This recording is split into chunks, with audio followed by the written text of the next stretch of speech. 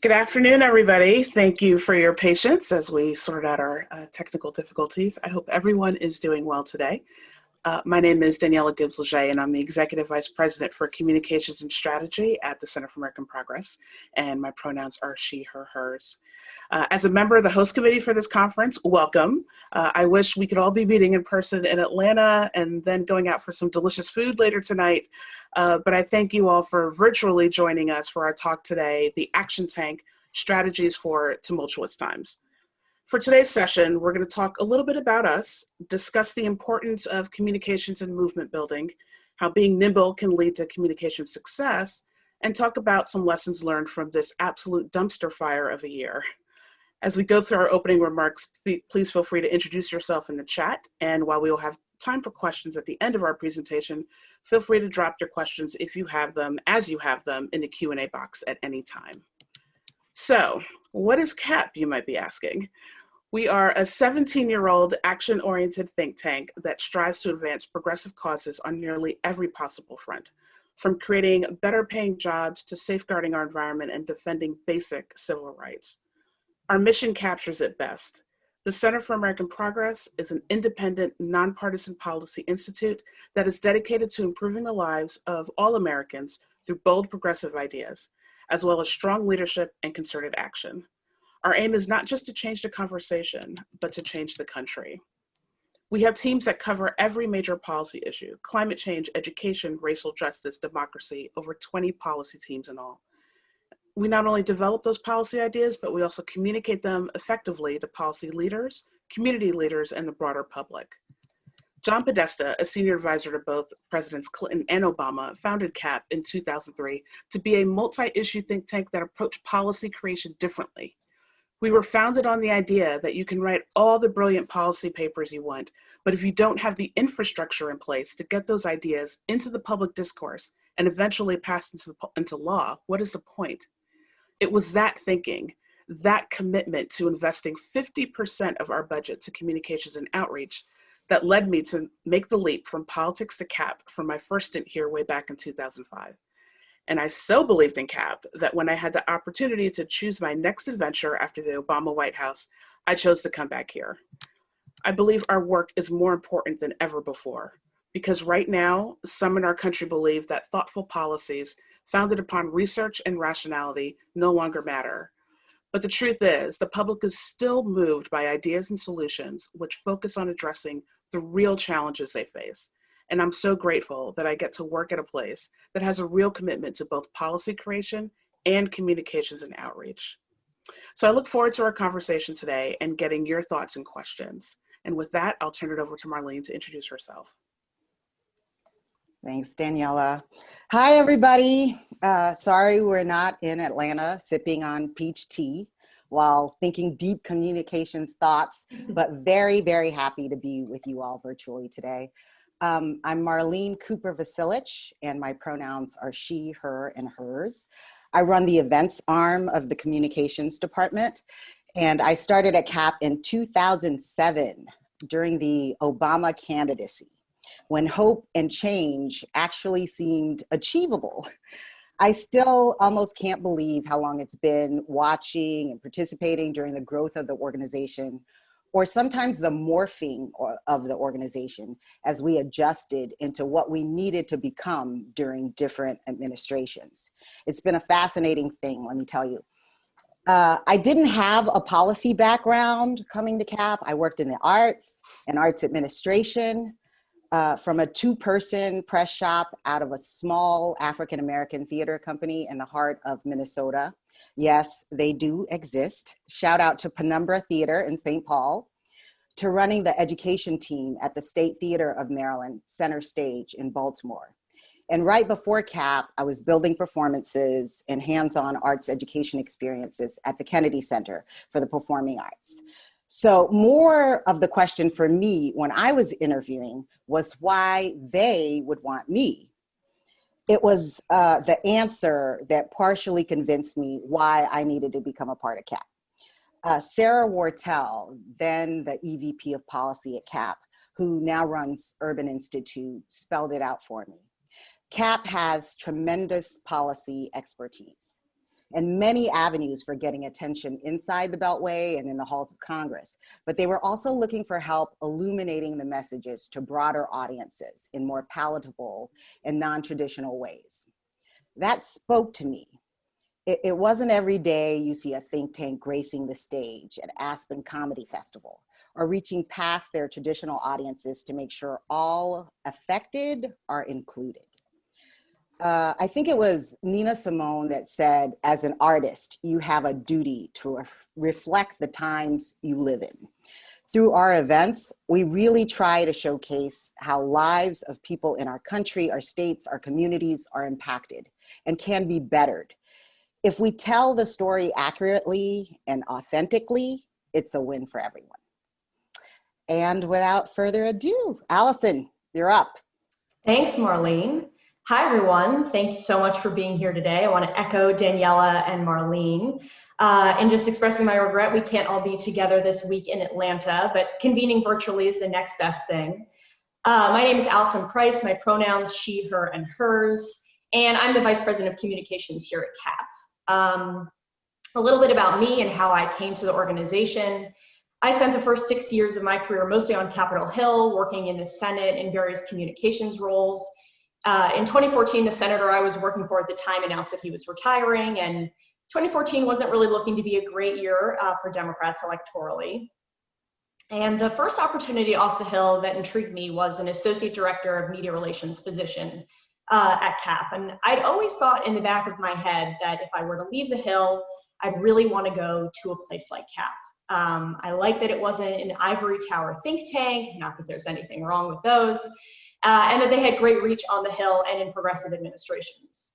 And I also knew that they plowed a huge percentage of their resources into communications and outreach, so much so that when I was doing my research and preparation for my first interview, I was completely and utterly overwhelmed by the list of existing staff on the website working under communications.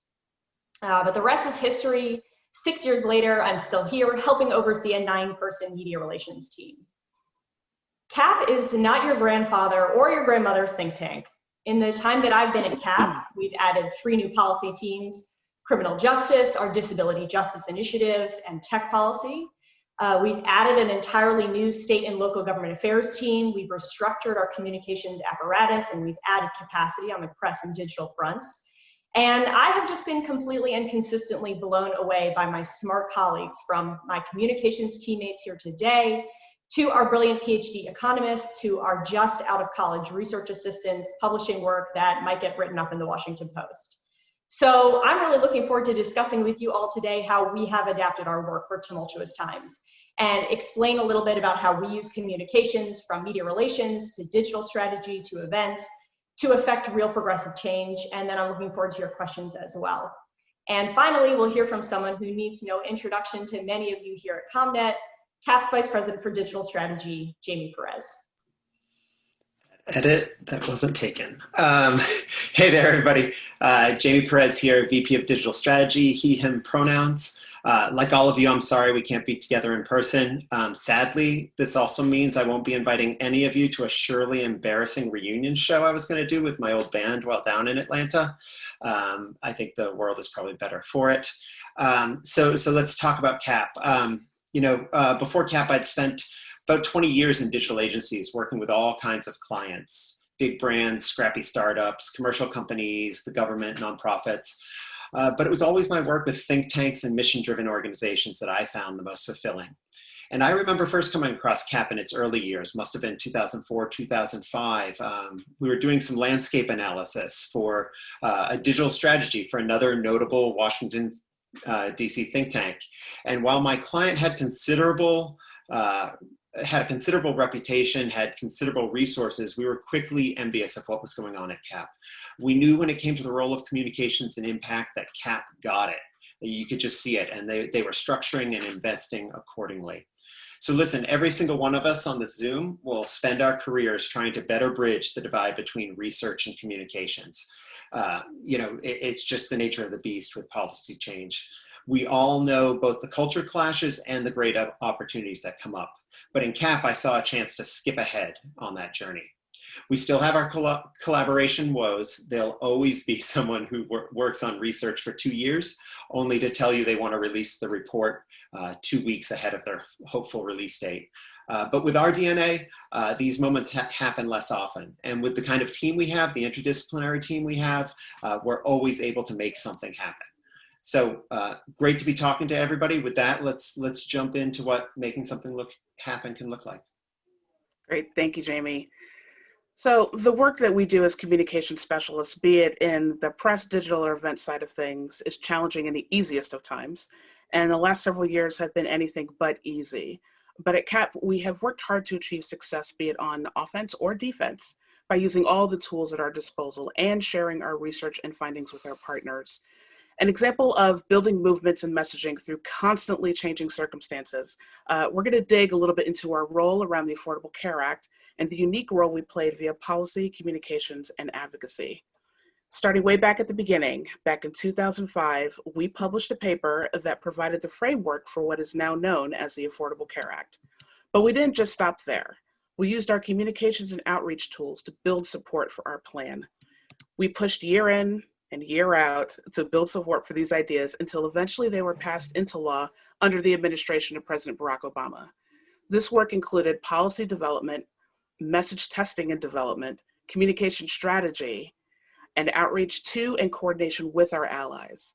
And as we all know, the ACA was a signature achievement of Obama's administration and eventually provided more than 20 million Americans with affordable health care.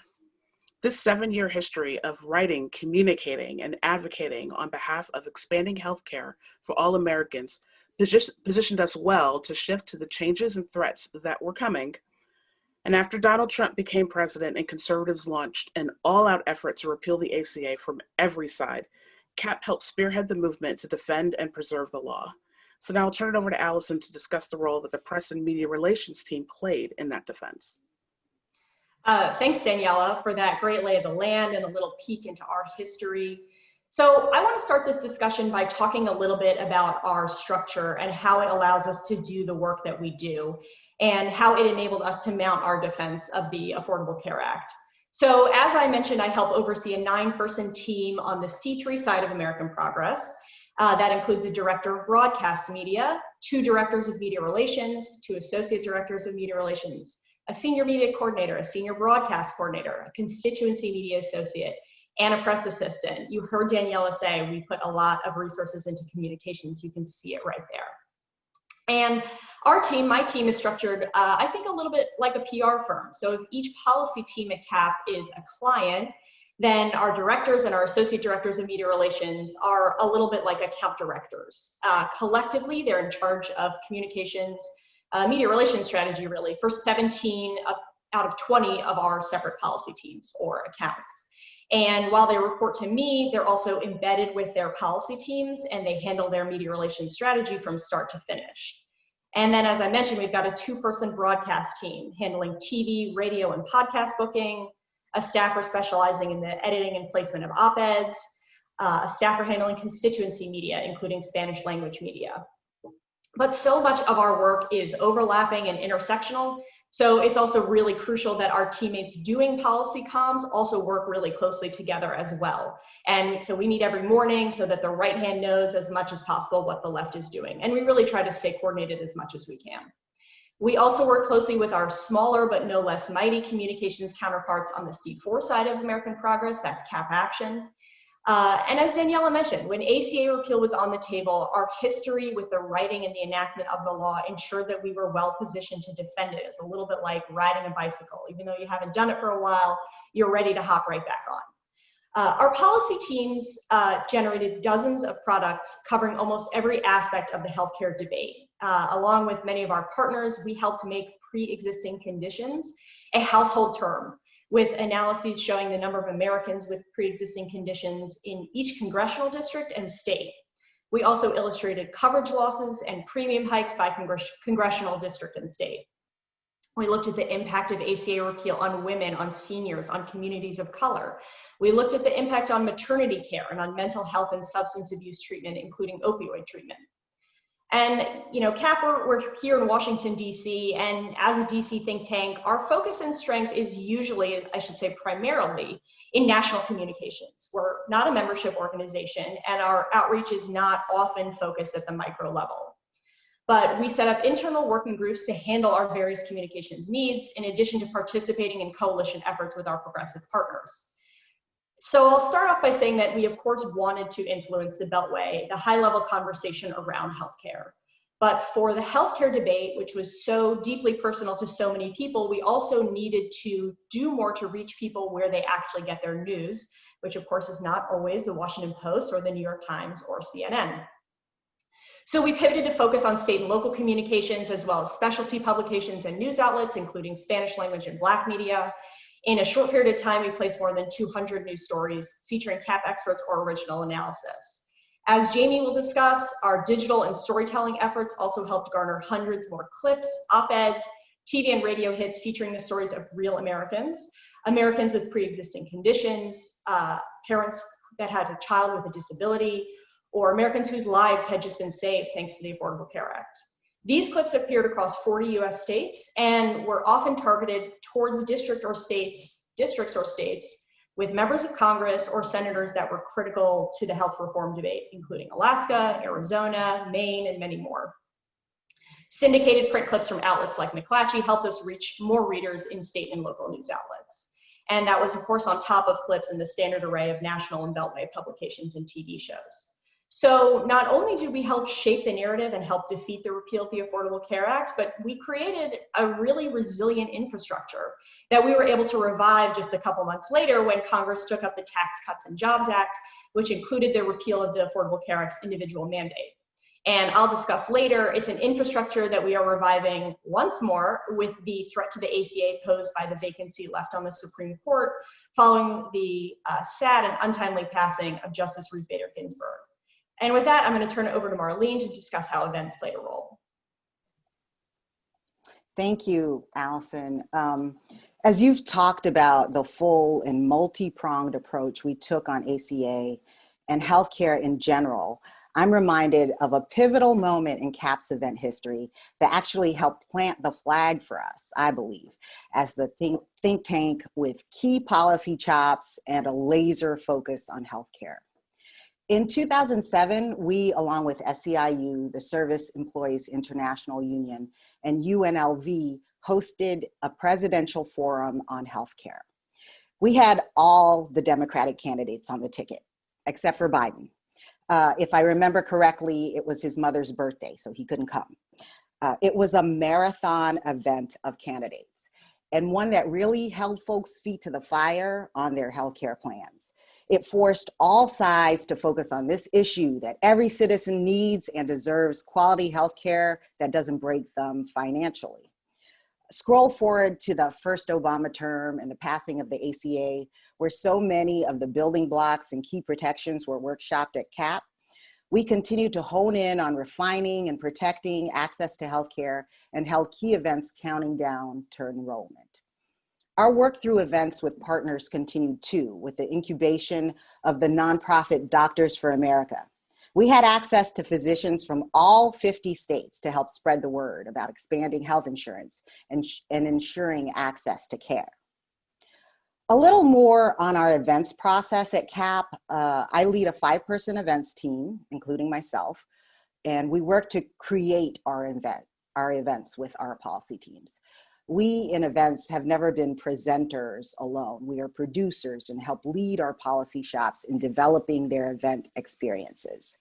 We mold each event and try to personalize each story.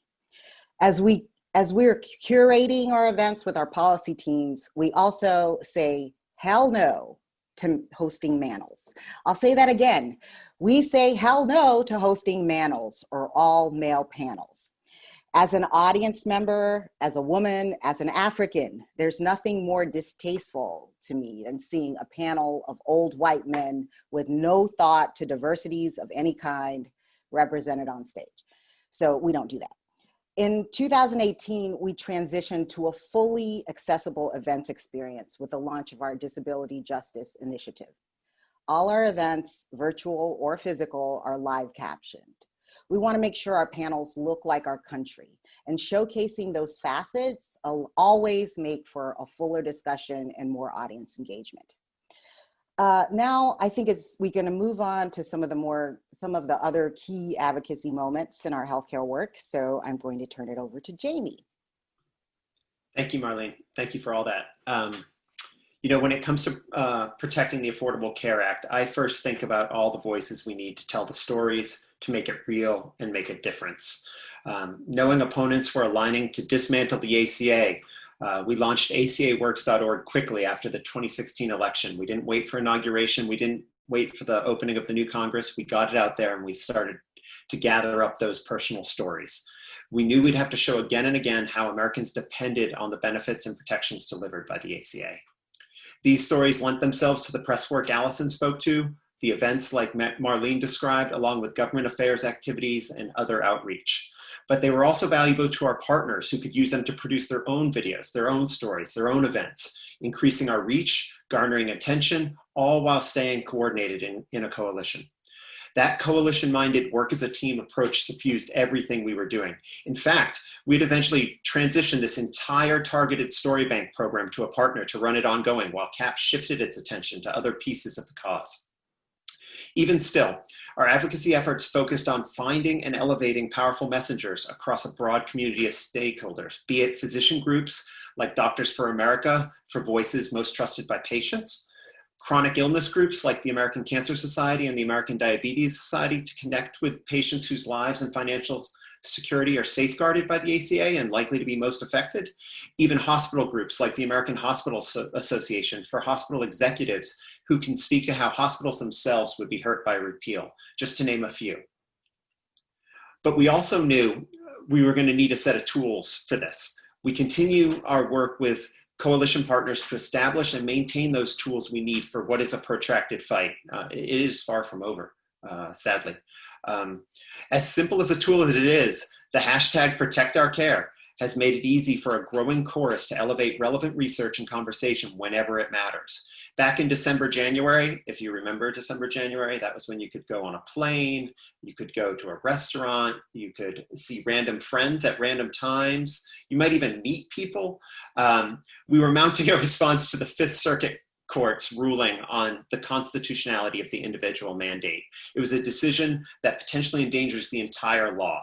Using that simple hashtag, we were able to mount an all-day ACA Affects Us All tweet storm with our teams and our partners. We coordinated around issue-oriented time blocks in a single day, and our policy and outreach teams were able to engage issue-specific coalitions along with the usual suspects from the dedicated ACA coalitions to align and push the conversation back up the agenda.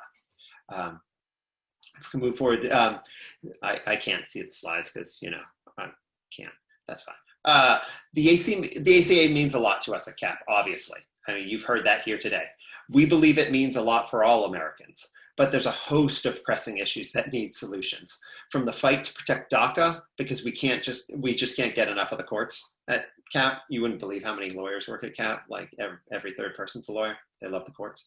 To the creation of the Equality Act that expanded civil rights protections, especially for those from the LGBTQ community. On that one, we've made it as far as passage in the House, if you're keeping score. And to our ongoing commitment to disability justice, which has been mentioned a few times already today. One of our newest programs at CAP, but one whose values go all the way back to our founding. That's just scratching the surface. Working with 20 policy teams is no joke. But as we were preparing today, we were reminding ourselves that be a lot of different folks from different organizations here. We asked ourselves, what can a one-person Army comm shop take away from all this, right? Let's be real. We have 30 people, I don't know, 30 people. We can't handle all of this. I don't care how big you are. We all have limits, but we also all have our strengths, and it's teamwork that's going to take us to impact. For us, that teamwork can be seen in, day out work with our coalitions. And the coalitions, and coalitions work for us is all about focusing on what we are best at as CAP. Focusing on our strengths and finding collaborators that can bring their best to complement our work and all push towards change. So no matter what your size is, know what you are good at double down on it and make sure the movement around you knows what you're best for too. Speaking of coalitions, I want to give a quick shout out to our friends from United We Dream. They're a powerful organizing force behind a coalition known as Home is Here. We participate in that for our work on DACA. And if you want to hear more on that, they're going to be speaking tomorrow afternoon in a breakout session. So surely check that out. And as we get deeper here, just a reminder, if you have questions, throw them in the Q&A function. I'm told that's something you can see. We'll come back around to questions shortly. Daniela? Great. Thank you, Jamie. I will talk a little bit now about being nimble. Regardless of the size of your communication shop, be it a shop like CAP or, as Jamie said, a one-person army, being nimble is important, never more so than in tumultuous times such as these. Being a nimble organization and a comm shop allowed us to make the transition to a post-COVID world in a relatively smooth manner. We were able to get our information out to the media and key stakeholders because we were set up to respond to the moment. So we were busier. We've been busier than ever with COVID work. And we used the good work we were doing to help keep morale up on a team. A quick plug for all the managers out there to remember the importance of checking in on your team, especially now that we're all virtual. We used our work around COVID as a way to continue to validate our team's feelings, but also remind them of the great work that they're doing. Like, hey, we're all exhausted and we're scared and we're freaking out and we're terrified right now, but also look at all this fantastic work that we're doing and look at the impact it is having on the COVID response in states in real time. Being an organization with 20 different policy teams also allowed us to ensure that all of our work around COVID had a racial justice and equity lens. The communities most hurt, disproportionately hurt by the virus, are Black, Brown, Native, disabled, and low-income communities. So it was important that our work, our solutions, and our outreach center those communities. Now, I'll be honest, this section was going to be a deep dive into the work that we've done around COVID, George Floyd, and the reckoning around racial justice and police reform, and of course the election in November, right? All things that are keeping us on our toes this year. And then this weekend happened. And once again, we had to pivot as an organization. So Allison will talk about how we've once again refocused on the ACA in the aftermath of the unfortunate passing of Ruth Bader Ginsburg. Yeah, thanks, Daniela. So yeah, as Daniela just mentioned, that the passing of Justice Ruth Bader Ginsburg, it changed not only the presentation that we have prepared today here for ComNet, but it is changing our communication strategy in real time. There are so many groups involved in any SCOTUS battle. We've all mentioned the coalition, the really important coalition work that we engage in. But for a group like CAP that has so many policy teams, that's got a strength and resources, we really have to assess what strengths we bring to the table and what our value add can be. Because our coalitions, the coalitions we work in across the progressive table, they have a lot of talent. 1 week after the election, the Supreme Court is expected to hear arguments in California v. Texas, a case that once again puts the ACA at risk. We are now in a situation where nearly 7 million Americans may now have a new pre-existing condition. They were once infected with the coronavirus. We do not know what the long-term implications are of having COVID. We don't know the long-term implications of this disease. So if you have at any point had COVID, you may now have a condition that the insurance companies will consider to be a pre-existing one. And that's in addition to tens of millions of Americans with cancer that have survived cancer, with diabetes, with asthma, with heart conditions. The list really goes on. So everyone here, I think most folks know that if the ACA goes away, so do the protections for Americans with pre-existing conditions. So we are once again reviving our internal working groups and working in external coalitions to drive home this very critical message. Because filling this Supreme Court seat, this is not just about Donald Trump versus Joe Biden. This is really, truly the future of healthcare that's on the line. So that's the message that we're really looking to underscore once more. And I want to turn it over now to Marlene. Thanks again, Allison. And so just today, responding to this unprecedented moment, CAP Action held an event that focused on how Congress can prevent executive branch abuses, restore accountability, and protect our elections. like I said, it was a pretty sparkly event for us. We talked to House leaders, including intelligence chairs Adam Schiff, Jerry Nadler, and Carolyn Maloney. And we had a rock star panel, if I do say so myself, of House members, including Representatives Madeline Dean, Val Demings, Hakeem Jeffries, Katie Porter, and Jamie Raskin. We talked about the legislation being released today, which include tangible solutions to safeguarding our democracy and preventing the exploitation of the current system. We talked about how to prevent any president's personal gain for coming before public interest. If you want to check that out, it's at americanprogressaction.org. So now we really want to talk about some of the lessons learned since the beginning of COVID, where so much of life as we know it has been turned upside down. Daniela, you want to get us started? Sure. Aside from having a large supply of disinfectant wipes, I would say the biggest lesson so far for me is that fundamentals matter, that facts still matter, even though it feels like they don't. It feels like we spent a lot of 2020 being constantly gaslit, and that's because we were. But at the end of the day, despite all of that, the facts do still matter, and how you communicate them can make a difference in shaping policy and in shaping the conversation. And that's something we've seen over the year. That is so true. That's so true. And for me, during a time when so many event staffers, all of my former colleagues at the Kennedy Center around the country were being laid off or furloughed because of the cancellation of physical events, we fortunately were able to adjust and transition to this new norm. In event production, though, the pivotal questions for producing policy events haven't changed. What's the story? What's your goal? Who are your storytellers that showcase why these ideas are impactful to people's lives? Those fundamental truths haven't changed about building events. But also one really practical piece of advice that for all virtual events in this virtual world, prep, rehearsal, and run through is key. One quick story about when we first went all virtual, we were on the platform GoToWebinar. And when panelists access the event link to join the discussion before the start of the program, they see a really big red button at the top of their screen that says start broadcast on it. Getting participants not to press that big red button before we're ready to go live was such a challenge. I'm sure Tristan can probably tell you a little bit more about this. Make sure to rehearse, folks, so folks know when to press the button and understand the technologies involved. And I will leave it at that.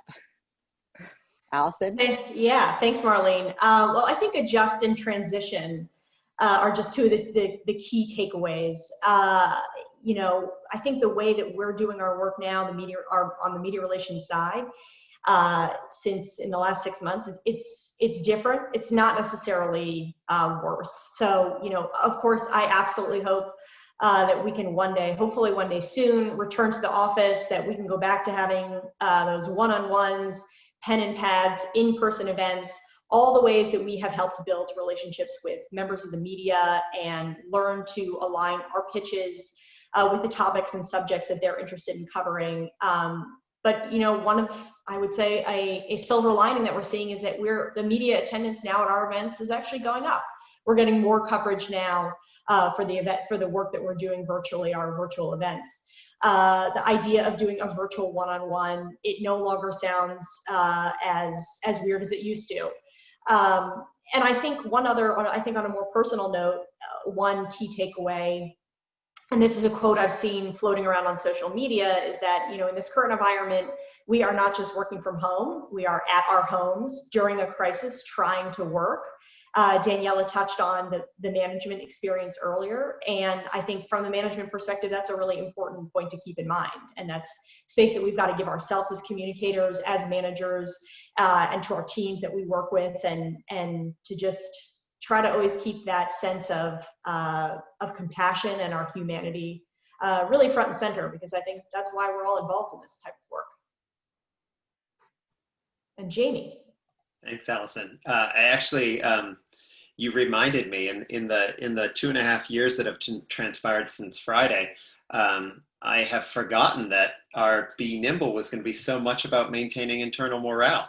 we had to kick that to the curb. But we can talk about that in Q&A if anybody would like. But for me, the learning I go to is one that I've always tried to have guide digital practice wherever I am, and that's to do good and then get better. Those are two different steps, because perfect is never coming, and part of me dies inside every time somebody starts a sentence with "it's not perfect, but," or "it's not ideal, but," because those things are never coming, and I feel like it's our job, morale and more, to help people understand that reality and why things are that way and why it's important, especially in these times when opportunities move and change so quickly. We work every day to get our teams comfortable with the realities we work in.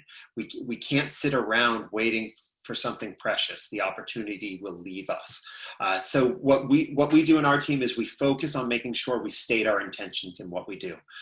And the next step, which everybody hates, not only stating our intentions, but documenting them. That documented intention lets us look back and see the reality of what transpired. Should we act differently? Should we do differently? And it lets the next effort that comes along that's similar pick up where we left off and push a little further, do a little better.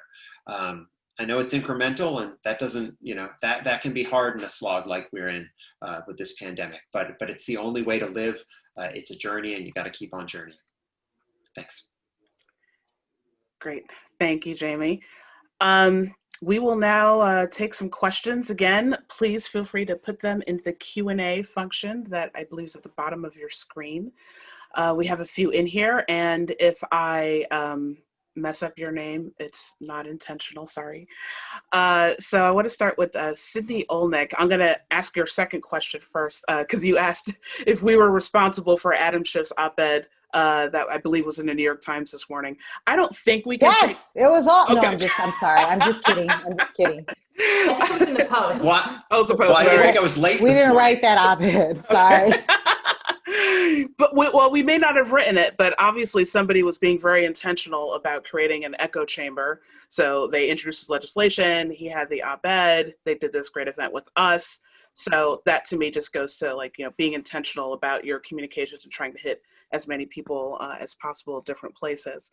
But I'll ask your first question now, which goes to Jamie, but other folks can jump in too.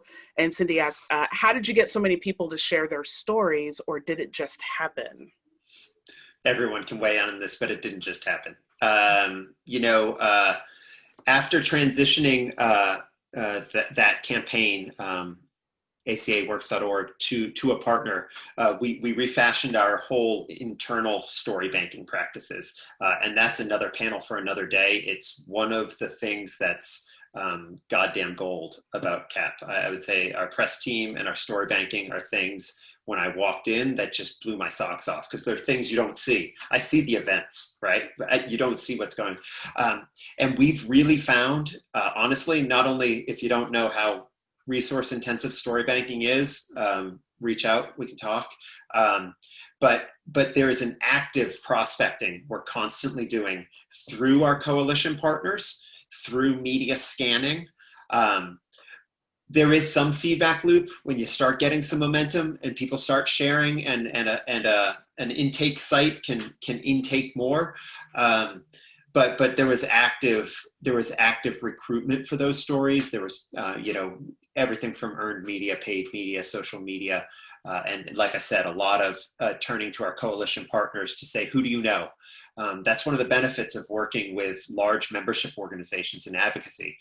Some of the things like United We Dream has been able to do around Home is Here. They have a giant member network. And if you're looking for things, they can help you find them, and they can also help you hear so you can learn better what you're looking for. I don't know if anybody wants to add to that loquaciousness. Yeah, Jamie, I think the one thing I would add quickly is that our story bank team, the folks working on that, I think they also do an excellent and really They bring a lot of intentionality to the work that they do as far as building trust with storytellers, and that nothing, if it's, whether they're going on TV, writing an op-ed, whatever it is, I think they take a lot of care to stay within boundaries, to not reveal more information than is intended, to make sure that people, these are people that are sharing sometimes intensely personal stories. They may have lost a family member to COVID. Or they have a child with a disability. These are not, stuff that you want, can you imagine all your personal details splashed on the front page of the New York Times? So I think it's also creating and cultivating a sense of respect and trust that really infuses our storytelling process as well. And I've got to give all my credit to our colleagues for that. Yeah, I'm just piggybacking on what Allison said. These are so personal, so being true to those individuals and not making it feel performative in nature, that this is somebody's life that you're talking about, and recognizing that and respecting that is really important to CAP. And I think that's what has really prompted more and more people to submit their stories.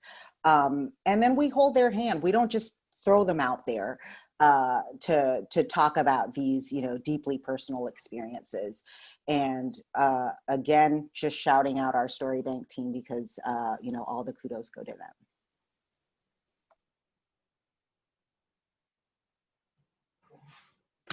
Okay, I figured out how to unmute myself.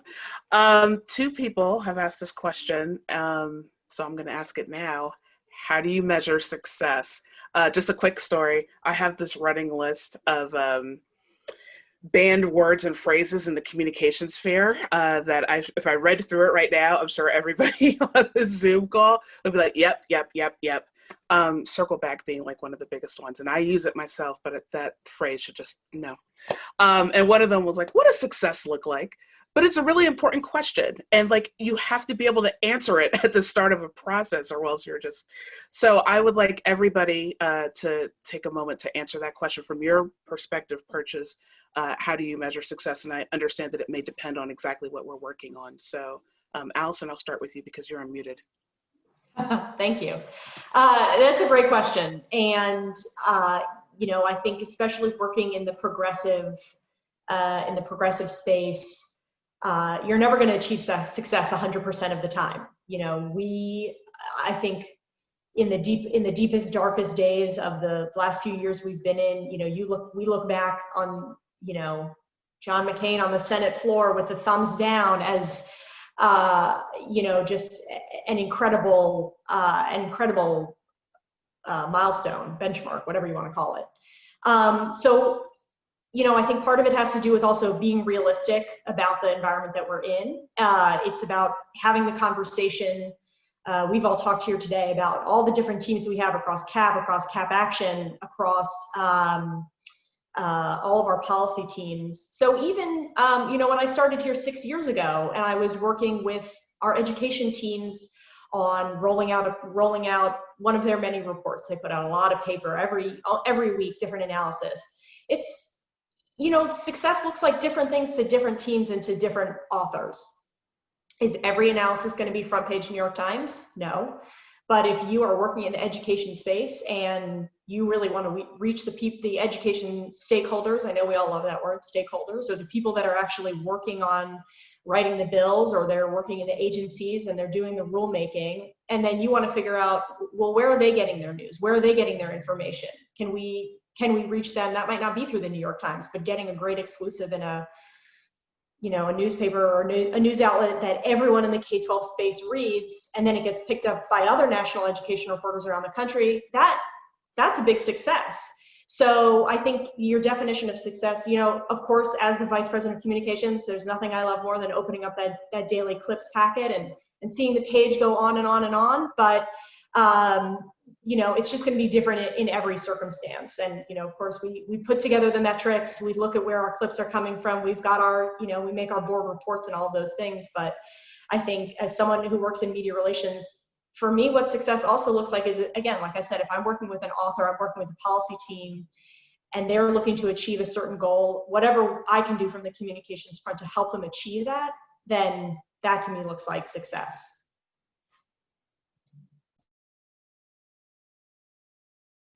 I guess I can go next. In the events world, at least in the physical events world, it's never at CAP been just about the butts in the seats. But I can tell you that when we were doing physical events, making sure that we had a full and robust audience was a sign of success, and one sign of success, I should say. I think that now in this virtual world, it's really about how we are able to touch our audiences and really get the materials across. So, and making sure that what we're presenting is clear, is cohesive, is not wonkified. It's not like, just experts spitting facts at you, but it tells a story. And I think I've mentioned this already in the past, that making sure there's an authentic message being delivered. And so we try to make sure with our teams, with our policy teams, that we have checked all those boxes when we go into events. Switching into the virtual has brought up another set of challenges. So just making sure that we're adept at shifting to this moment, and not having too long panels, or not having panels that go into the weeds too much, but really state the ideas clearly. And having sparklies, that's what I call our really special VIP events. If we're having sparklies like Chairman Schiff doesn't hurt at all. Of course, there are actual event metrics that we look at following each of our events, and we go over where we want to be with each of the teams, making sure that they've hit their targeted audiences. And I think that, with the addition of Jamie on our team, we've just, it's been so much easier in finding out if we've hit those targets from the digital metrics. So yeah, I think that's what we try to achieve in the event production world. I'll jump in real quick. I agree with everything you've heard. The toughest thing for us is 20 policy teams mean more than 20 strategies, more than 20 tactics, more than hundreds of things going on at CAP. And it's I'll go back to intention that I mentioned before. You got to have intention to measure success. And in some cases, we have people who were teaching how to make impact. Other cases, we have people that know damn well what they want to do and how they want to accomplish it. And we're going to help them measure their progress against it. So those are big for us. I'm gonna touch on another one too, since at a more executive level, a metric I care about a lot is bearing out collaboration within our teams. We have amazing people at CAP, and I'm always measuring or always keeping an eye on contribution, collaboration, places where people come together and get things done. And there's a question in here about narratives. When it comes to maintaining morale, like what's the morale narrative you want, and find the metric that's going to support it, and invest in that thing to tell the story of collaboration working, to show the story of collaboration working, and keep on building up from there. But yeah, I'm the digital guy, so we can measure more than we ever need. It's just a matter of having intention, and we'll help you measure your way to success. Thank you. This next question is for Allison, and it's from Ariane Le Chevalier. I am assuming that lots of people have this issue as well. It's been increasingly hard to garner media coverage for organizations due to the noise. What earned media strategy tips do you have to break through the noise? That is a great question. It's actually such a great question. It's one that Daniela and I ask every person that comes in to interview with us for a position on our press team. So I'm glad that we're on the same page. I mean, yeah, this is the question of the last 3.5 years. I guess we're almost to 4 years, right? Like I said, I started at CAP in 2014. We were in the tail end of the Obama administration. It just seemed like a completely different era. When things were happening on the political front, we usually had pretty good insight into what it was. And now in the span of a couple of years, it is chaos every hour on the hour. So I think there's a couple things here that we try to do. Going back to what we talked about in a presentation, being nimble. When I worked on the Hill, for instance, we really did not have a lot of control over when things were going to happen. If the bill was going to come for committee markup, that was not in my control. The bill was going to come to the Senate floor, that was not in my control. The Senate was going to stay in session for all of August, that was also not in my control. But what we do on the communications team now is we really try as much as possible. We look at what's happening we try to look at what's happening on the communications landscape. We try to be flexible. We try to be nimble. We work with our policy teams as much as we can to try to explain, to find where the news hooks are, where might we be able to add something relevant to the conversation, working with our coalition partners also to find those inflection points. So I think trying to be nimble, trying to be flexible, just because we wrote it one way in the communications plan, that doesn't always mean that's how it's going to be executed. I think it also comes down to, and I've talked about the embarrassment of riches that we have at CAP as far as our communications team, fully understanding a lot of folks don't have that, those same resources, but we also try to be creative about the media strategies that we employ, or we really try to think about what are the audiences that we're trying to reach. I mentioned this earlier, and how can we rejigger our strategy. So like I said, we sit down every morning, we talk about what reports do we have coming up, how do we want to roll them out, are we working on an exclusive, are we going to hold a press call? So I think it's also about using all of the tools in the communications toolbox and working with my colleagues I have here today on the digital and the events front. So we try to do the best that we can. It is so hard to predict what's going to happen every day.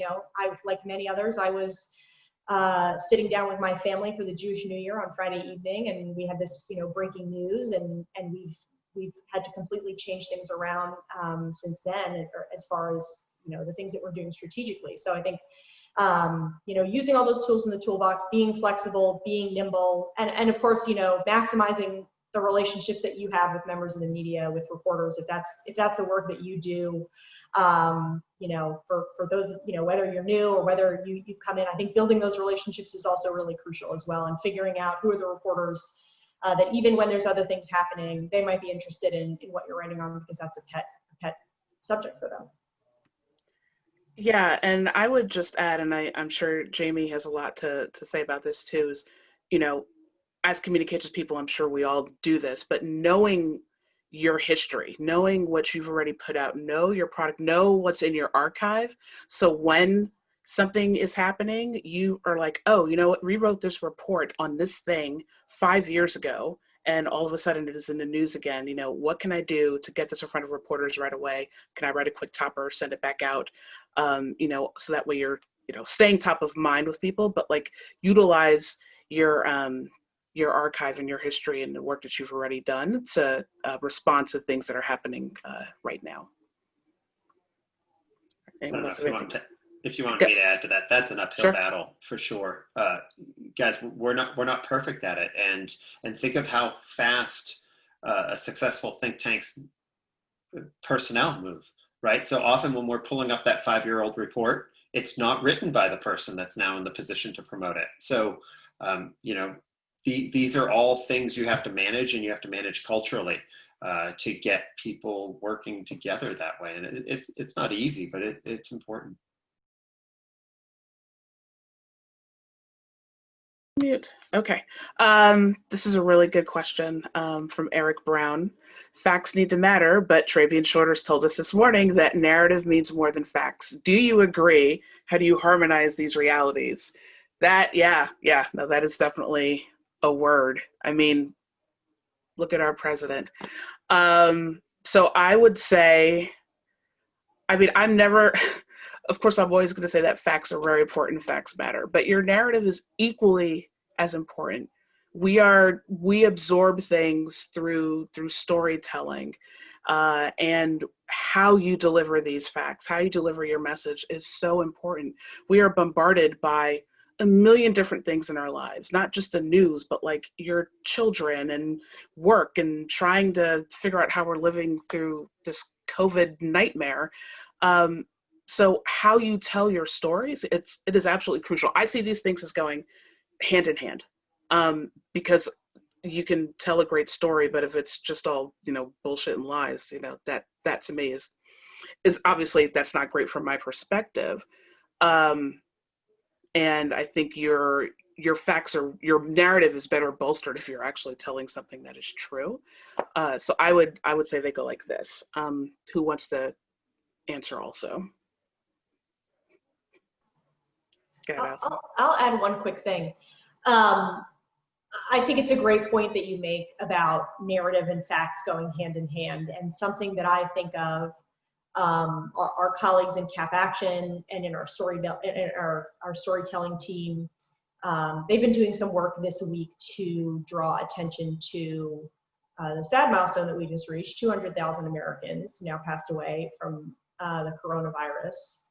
And I think for a lot of us, that's a number that's even hard for us to wrap our head around what that looks like. And they've done some really, I think, really thoughtful and creative work. They actually took out newspaper ads in Tempe, Arizona, basically saying, we have now lost the same number of people to the coronavirus as more than the entire population of Tempe, 195,000 people. But I think then for those that watch the Democratic National Convention, you think about the story of Kristen Urquiza. She's the founder of Marked by COVID. Her father passed away from the coronavirus. I watched almost all of the entire Democratic National Convention, and her remarks, her story, that was one of, I think, the most powerful moments that people took away from that whole week, even with tons of, you had former presidents, former first ladies, all, and that story, I think the way that she told that story and drove home that narrative, and her personal story of losing a family member, I think was incredibly impactful. So I think it is absolutely right that both that narrative and facts, they do go hand in hand, and one underscores the other.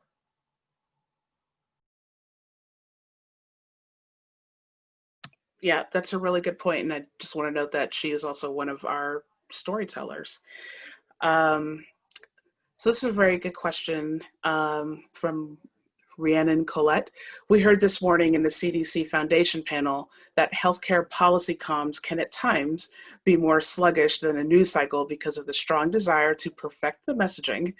How do you socialize non-comms folks in CAT to the need to be urgent, nimble, timely in the conversation as it's happening? I chuckle because when I first started at CAP in 2005, even though, like I said, when John Podesta founded it in 2003, it was with the understanding that we were going to be a very nimble communications and outreach focused think tank. But there were a lot of policy people who came from a more traditional policy world who didn't quite understand how we were operating. And so there was definitely a lot of friction, to put it nicely at the beginning, in terms of getting people to sometimes respond quickly. It's like, we need to put out a press release because something just happened. And I'm like, well, I'll get it to you tomorrow. I'm like, no, I'm going to draft something and you're going to approve it today. But eventually, I think we've gotten there, but that is not to say that we still don't have some of those tensions here. And I'll let the rest of my colleagues sort of speak to that and how they work around those issues. Who wants to start? I'm going to say the least, so I'll start so I don't end. It's hard. Speaking of an old client, I won't name names. I was working on some healthcare work once where maybe some people that are in the audience right now were busy photoshopping a child's lunch tray on their school lunch when we were trying to talk about the healthy school lunches and making sure their health tray was perfectly proportioned to whatever, the food pyramid, right? So those things come up, that not just from policy people, they come up all the way through. So I'm just going to say, one of my saving graces is Allison's team of basically account-oriented press people, because they end up knowing the issues at press depth as well as any of the experts. And if I don't think we have a Joe, so Joe's become my new default name. So if Joe isn't delivering like the sample tweets we need about some healthcare issue, I know Colin, who's a real person, is going to step in and write them and say, Joe, did these work for you? Because we're moving. And so having people with expertise adjacent to those policy people has just been really a forcing function at times when we've needed it. Yeah, and I would just say that something that none of my colleagues have said and something that they do all the time, and it's training. I mean, yeah, these are policy folks. These are folks that are trained to go into the weeds and to answer your very, very specific question on article blah de blah, or, you know, proposition this. And when you're talking to a broader audience, you need to be able to make sure that message translates. And so we have media trainings, we have event moderator trainings, we have a host of different types of trainings for different types of situations that we we work with policy folks on. And you know, God bless John Podesta, because, you know, when he formed CAP and he put communications at that center spoke of the wheel, he did it for just this reason. So we can make sure all of these messages translate and that people understand what we're trying to achieve as we try to help their lives get better. And that is really important. I wish our president would take some media trainings to understand how to talk to people. But and that's the president of the United States, not the president of CAP. So just making sure that's clear. But thanks. I know we're getting close to the end. I just wanted to say thank you. Thanks to Comms Network. Thanks to Sean Gibbon, who used to be at CAP. He's part of that CAP mafia. I used to work here. Thanks to Tristan and all the folks that put this on. But thanks to you all for being here and for having this family of people that are always there to help each other. This network is so important, and we really appreciate you. Yeah, I just want to say thank you all, just to, you know, jump on that for joining us today. I also want to thank our colleagues, Constance, Torian, and Morgan Spivey, for helping us with today's presentation, because without them, there wouldn't be a presentation. If you have any, if you have any further questions, you can connect with us, all of us, via our staff bios on our website, which is www.americanprogress.org. You can also reach us on Twitter at amprog. And shameless plug, please tune into our weekly podcast called The Tent, co-hosted by yours truly. Thanks again, and everyone, just have a really great rest of your day. Thank you.